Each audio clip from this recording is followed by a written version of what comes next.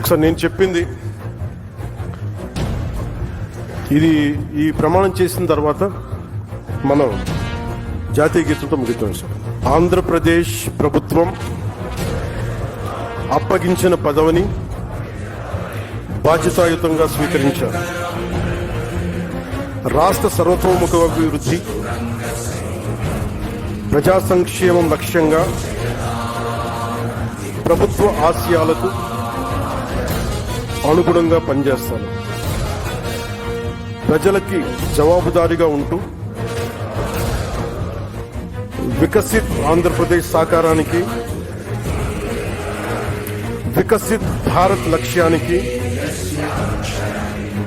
కృషి చేస్తానని దైవ సాక్షిగా ప్రమాణం చేస్తున్నాను. Download ShareChat.